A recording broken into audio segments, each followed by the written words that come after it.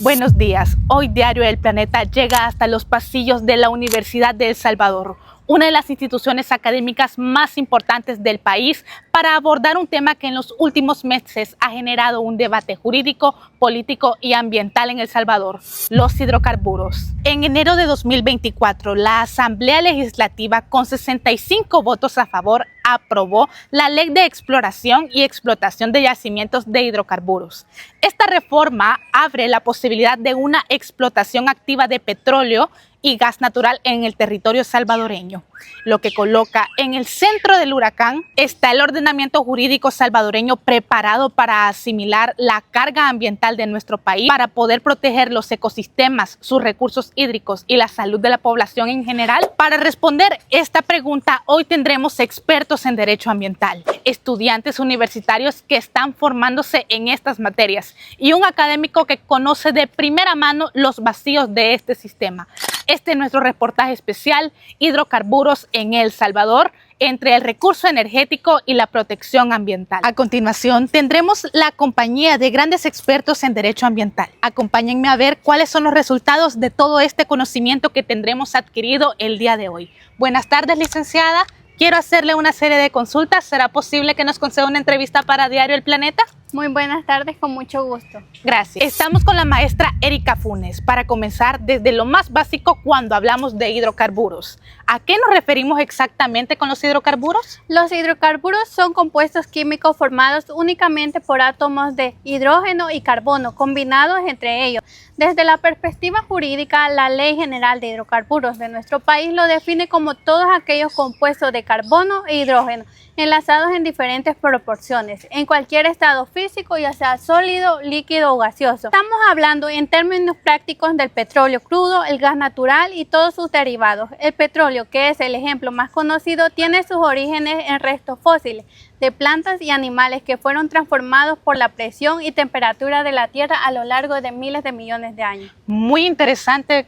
No tenía conocimiento de los fósiles de los dinosaurios, para que veamos cómo los expertos nos están llenando de conocimientos sobre el derecho ambiental en El Salvador. Maestra Erika, ¿y estos recursos por qué se les considera no renovables? Precisamente por eso que acabo de decir. Su formación requiere millones de años. La velocidad con que los extraemos y consumimos es incomparablemente más rápida que la velocidad con la que la naturaleza puede regenerarlos. Por eso la doctrina los clasifica como recursos no renovables, en contraposición a los biocombustibles, por ejemplo, que se producen a partir de materia orgánica viva en lapsos mucho más cortos. Esta distinción tiene una consecuencia jurídica directa. La Constitución de la República declara que los recursos naturales del subsuelo pertenecen al Estado y la legislación secundaria regula su aprovechamiento bajo criterios de sostenibilidad. No es algo que cualquier privado pueda simplemente ir a explotar. Muy interesante cómo el mismo Estado de El Salvador nos ha protegido durante todos estos años del peligro ambiental. Maestra Erika, ¿y cómo está estructurado esa normativa aquí en El Salvador? El marco jurídico es amplio y debe entenderse de manera sistemática. En la cúspide tenemos la Constitución de la República, que en su artículo 117 manda al Estado a proteger los recursos naturales y el medio ambiente. Luego tenemos la Ley de Exploración y Explotación de Yacimientos de Hidrocarburos, reformada en 2024. Antes de esta reforma se llamaba la Ley de Hidrocarburos, que es la norma sectorial específica. Tenemos la Ley de Medio Ambiente de 1998, que regula todo el sistema de permisos y evaluaciones ambientales. También tenemos la Ley Reguladora de Depósito, Transporte y Distribución de Productos de Petróleo, que supervisa el manejo de combustibles, incluyendo el gas licuado, y la Ley de Gas Natural, que regula esa cadena de valor. Todas estas normas deben interpretarse armoniosamente junto con los convenios que El Salvador ha ratificado. Muy interesante. Y en cuanto a la exploración propiamente dicha, ¿cómo la define la ley? La ley la define como la prospección geológica, sismográfica, gravimétrica, magnetométrica y geoquímica, así como la perforación de pozos de exploración y el procesamiento de la información obtenida. En términos mucho más sencillos, son todos los estudios que se hacen para localizar posibles yacimientos de petróleo o gas en el subsuelo antes de iniciar cualquier extracción comercial. Los métodos van desde el análisis de imágenes satelitales y fotografías aéreas hasta los métodos sísmicos, que son los más utilizados a nivel mundial para obtener información del subsuelo, tanto en ambientes terrestres como marítimos. Wow. ¿Y quién controla esa fase de exploración aquí en nuestro país? Pues intervienen varias instituciones. Tenemos como primera la Dirección General de Energía de Hidrocarburos y Minas, creadas en 2021, que es la principal responsable de formular y supervisar la política del sector. También tenemos la Comisión Ejecutiva Hidroeléctrica del Río Lempa, la CEL. Participa en la gestión de estudios geofísicos y en la propuesta de concesiones de exploración, según el artículo A de la ley reformada. Tenemos el Ministerio de Economía, mantiene competencia en la política del subsector, y la Asamblea Legislativa, que es quien finalmente aprueba las concesiones de exploración y explotación. Es decir, hay una pluralidad de actores institucionales, lo que también, como veremos, puede generar sus propios problemas. Maestra Erika, muchísimas gracias por este aporte súper importante para todo lo que requiere el derecho ambiental aquí en El Salvador. Queda claro que los hidrocarburos no son un asunto técnico o económico. Muy interesante todo lo que hemos visto el día de hoy, pero no queda de más hablar con una estudiante que seguramente nos va a enriquecer con sus conocimientos. Hola, disculpa que te interrumpa. Soy Giselle Cárcamo, presentadora de Radio del Planeta. ¿Puedo hacerte una entrevista? Claro que sí. Claro que sí, Giselle, mucho gusto. Yo soy Paola Yesenia Muñoz Gallardo y soy estudiante de 5º año de la licenciatura de Ciencias Jurídicas. Justamente ayer, mi máster Cristian Ariel me estaba comentando acerca de lo que son los hidrocarburos en la materia de derecho ambiental. Interesante, Paola. ¿Y tú sabes algo del tema de los hidrocarburos en El Salvador? Un poco. Cuéntame. Sí, ayer justamente nos impartieron esa clase en derecho ambiental, así que lo tengo fresco. Nos explicaron como todo lo relacionado con la explotación, los permisos y los convenios internacionales. Perfecto. Entonces, cuéntame, ¿qué es la explotación en sí de los hidrocarburos para las personas que no somos tan conocedoras como ese máster?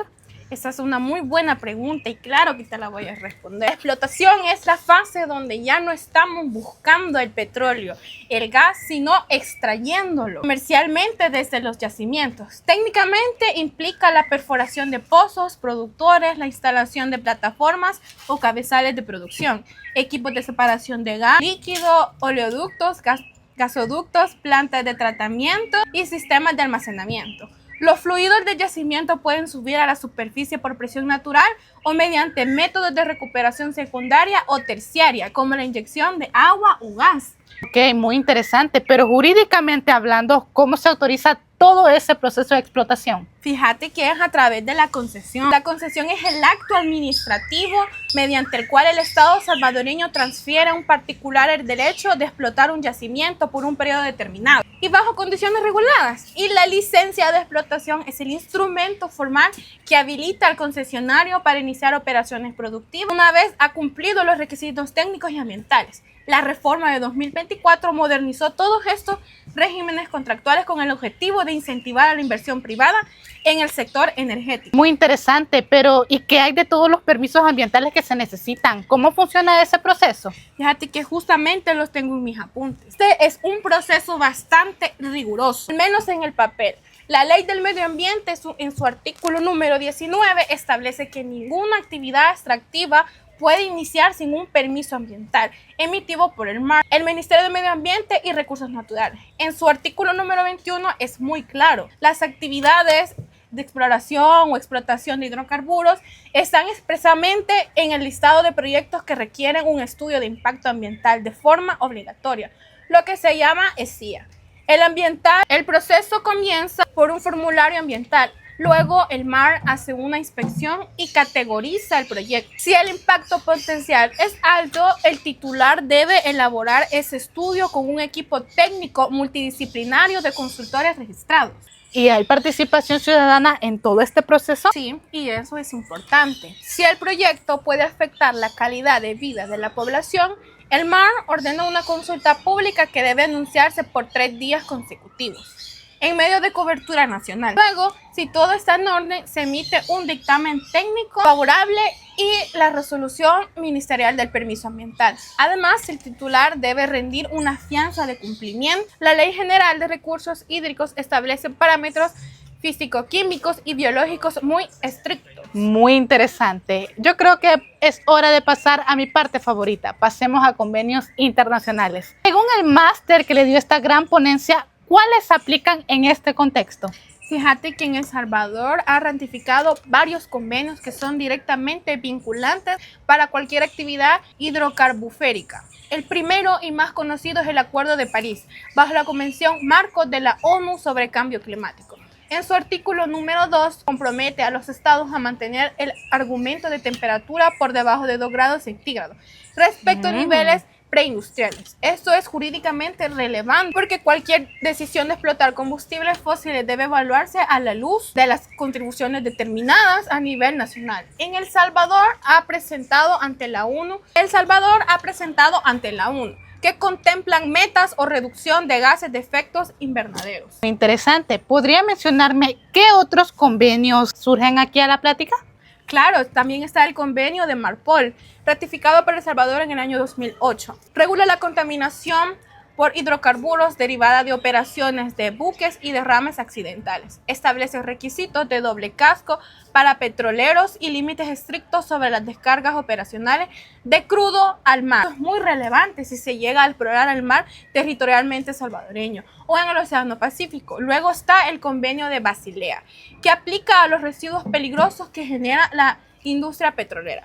Todo de perforación con metales pesados, aguas de producción con hidrocarburos, disueltos de residuos o de refinación. Y aquí hay un dato interesante, reportera Giselle. En El Salvador alberga uno de los 14 centros regionales del convenio de Basilea en el mundo, lo que refuerza el carácter vinculante de estas obligaciones. Finalmente, el convenio sobre la diversidad biológica ratificado en 1994, que obliga al Estado a adoptar medidas para conservar la biodiversidad en todas las actividades con incidencia ambiental. Hola, muchas gracias. Ojalá todos los estudiantes supieran tanto de derecho ambiental como usted y se note el amor que tiene al compartirlo. Muchas gracias.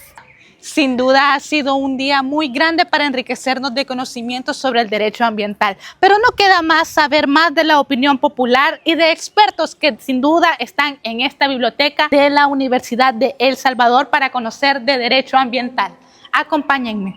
Estamos desde los pasillos de la Universidad de El Salvador, cuna de grandes expertos en derecho ambiental, y seguramente tendremos a más de algunos sentados en estas instalaciones. De hecho, aquí tengo a una persona que tiene algo muy característico. Buenas tardes, ¿puedo saber su nombre? Buenas tardes, Alison Morales.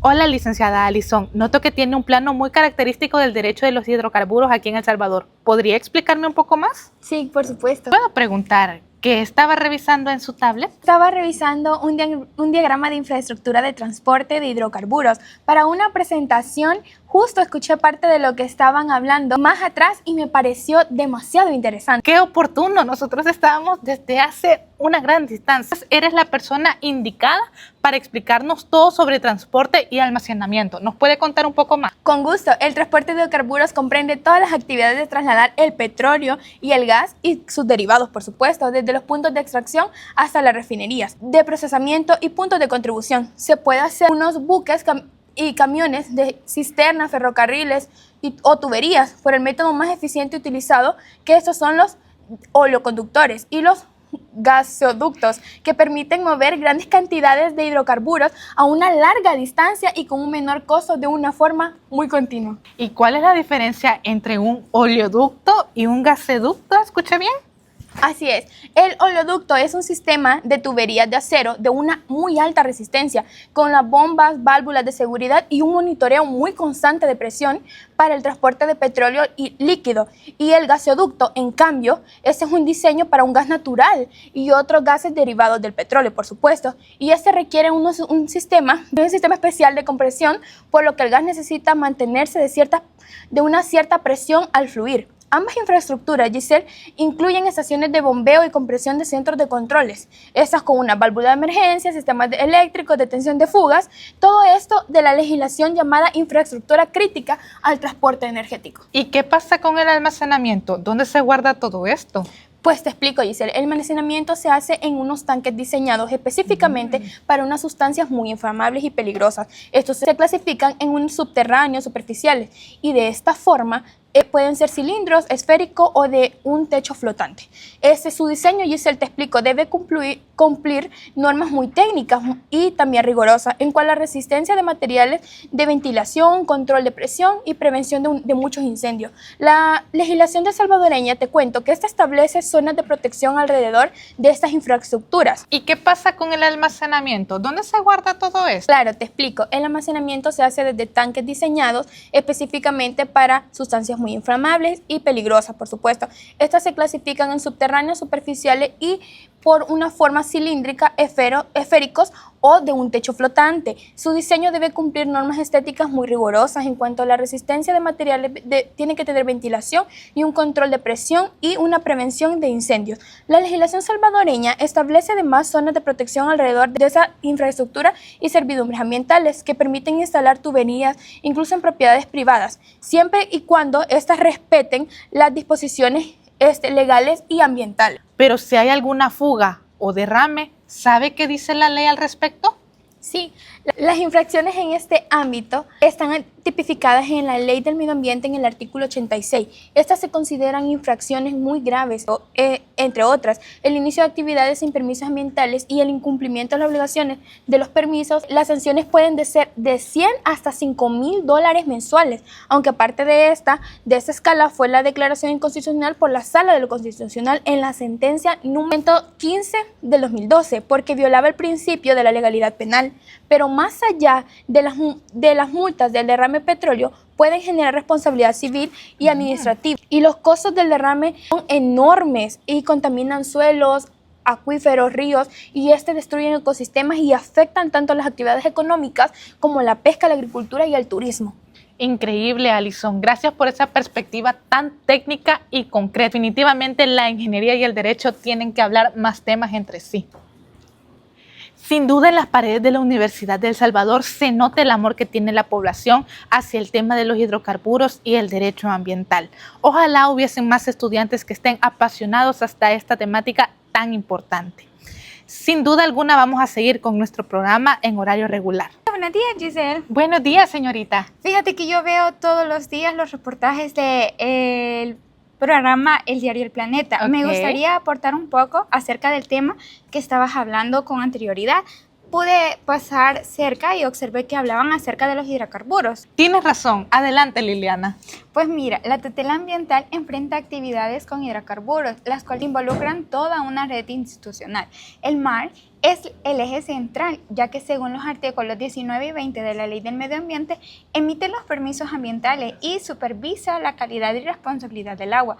Pero no solo esto, ya que de conformidad al artículo 43 establece, siempre del mismo cuerpo normativo, que el mar, en coordinación con el Ministerio de Salud, dirige los programas de prevención y control de contaminación, que además buscan no solo sancionar, sino promover y la autorregulación gradual de parte de las empresas titulares de estas actividades. Muy interesante. ¿Y el Ministerio de Salud tiene facultades directas? Claro que sí. De conformidad al artículo 56 del Código de Salud, el Ministerio tiene la facultad de ordenar la eliminación de desechos que contaminan, y también la Administración Nacional de Acueductos y Alcantarillados, ANDA, según la ley orgánica, debe supervisar que las descargas cumplan con las normativas ambientales para no contaminar las fuentes receptoras. Así también las municipalidades juegan un papel importante, ya que a través de ordenanzas de control de saneamiento ambiental deben tener unidades ambientales locales que trabajen en coordinación con el mar dentro del Sistema Nacional de Gestión del Medio Ambiente. ¿Y cuáles son los efectos concretos que la contaminación por hidrocarburos puede tener en El Salvador? Pues los efectos son graves y múltiples. En cuanto al agua, El Salvador ya enfrenta una crisis. Bueno, en cuanto al suelo, podemos decir que estos derrames de crudo alteran su composición química. Además, eliminan microorganismos edáficos y reducen irreversiblemente la fertilidad. También comprometiendo la vocación agrícola del territorio y la biodiversidad acuática, especialmente vulnerable en los manglares de la litoral pacífico y las humedades del Golfo de Fonseca. Muy interesante. La jurisprudencia salvadoreña ya ha dicho que tiene que enfrentarse a casos con hidrocarburos? Sí, de hecho hay un caso muy ilustrativo. El Juzgado Ambiental de San Salvador, en el expediente 04-2015-MC, ordenó medidas cautelares contra una empresa que construía una plaza y teatro al aire libre en una zona de máxima protección sin permiso ambiental. El equipo técnico del juzgado encontró derrames de sustancias que contaminaban los barriles de diésel, suelos contaminados con hidrocarburos y paños contaminados, todo catálogo como residuos peligrosos. El juez ordenó suspender la actividad y también trasladar la maquinaria, los barriles a sitios autorizados y rehabilitar el suelo contaminado y disponer adecuadamente de los residuos. Todo esto en un plazo de 15 días hábiles. Y también te menciono que la Sala de lo Constitucional en la sentencia número 115-2012 declaró inconstitucional parte de la escala de sanciones de la Ley del Medio Ambiente por vulnerar el principio de legalidad penal. Eso muestra que el sistema tiene la capacidad. Hemos aprendido que hay todo un tipo de estructura institucional detrás de la regulación ambiental de los hidrocarburos y que la jurisprudencia ya ha tenido que intervenir.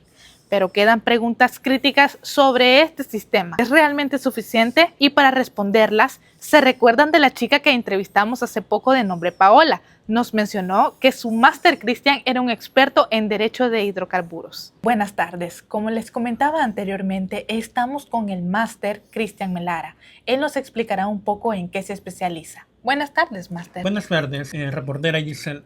Mi nombre es licenciado Cristian Melara y soy catedrático de la Universidad de El Salvador en la Facultad de Jurisprudencia y Ciencias Sociales. Me han comentado que usted es un experto en el derecho ambiental y los hidrocarburos. ¿Es esto cierto? Así es, yo imparto la materia de Derecho Ambiental para los estudiantes de quinto año. Ok. 3. Todo lo que han explicado las demás personas es correcto y valioso, pero hay que hacerse una importante pregunta. ¿Este sistema jurídico que tenemos es suficiente para enfrentar problemáticas que podría venir? Y mi respuesta lamentablemente es que no podría. ¿Por qué no podría? Comencemos con la responsabilidad por daños. La Ley del Medio Ambiente establece un sistema tripartito, responsabilidad administrativa, civil y penal. En cuanto a la responsabilidad civil, en el artículo 85 de la Ley del Medio Ambiente consagra la responsabilidad objetiva. Quien causa el daño al medio ambiente está obligado a restaurarlo y restaurar el ecosistema, o si esto es imposible, indemnizar al Estado y a los particulares que son afectados por estos daños. El artículo 100 extiende esta responsabilidad solidariamente a las personas jurídicas cuyos administradores, trabajadores o contratistas hayan provocado el daño. Y en materia penal, el Código Penal sanciona conductas como el vertimiento de sustancias tóxicas y la contaminación de aguas con ejercicio de la acción pública. Eso suena bien, a cargo de la Fiscalía General. Pero la ley no define parámetros técnicos específicos de restauración para el sector de hidrocarburíferos. Solo dice que el contratista debe conservar la flora, la fauna y los recursos naturales y evitar la contaminación. Sin estándares técnicos precisos, sobre todo de cómo hacerlo, el principio contaminador-pagador pierde la eficacia. Se convierte en una garantía meramente nominal. La reforma de la ley de 2024 no corrigió esta omisión. Se concentró en flexibilizar los regímenes contractuales para atraer inversión privada, pero sin caer en contrapesos ambientales equivalentes. ¿Cuáles son los vacíos más críticos que usted podría identificar? Primero, no existe un fondo sectorial de restauración ambiental, financiado con regalías de la industria. Colombia, Ecuador, países con industria petrolera consolidada tienen estos mecanismos. El Salvador no. Segundo, la reforma de 2024 excluye los contratos de inversión de la aplicación de la Ley de Compras Públicas y permite la contratación directa mediante simple resolución de la Junta Directiva de la CEL. Eso reduce la transparencia y debilita los mecanismos de participación ciudadana que la propia Ley del Medio Ambiente reconoce en su artículo 8 y artículo 9. Como tercero, la reforma no resuelve la dualidad regulatoria entre la CEL y el MARA. Sin ambas entidades emiten normas técnicas con incidencia ambiental, sin jerarquía clara quién manda en una emergencia. Eso puede paralizar la respuesta ante un derrame. Cuarto, no hay zonificación expresa de áreas protegidas en la ley de hidrocarburos. Los manglares declarados reservas ecológicas por el artículo 74 de la ley del medio ambiente, los humedales del Golfo de Fonseca, así como la cuenca del río Lempa, podrían verse afectados sin que exista una prohibición sectorial expresa. Es así como hemos concluido esta investigación a nivel nacional. Esto es gracias a ti. Se despide Giselle Acompáñenme Carca, a ver. presentadora oficial Hacelo un de poquito Diario más El para el- Planeta.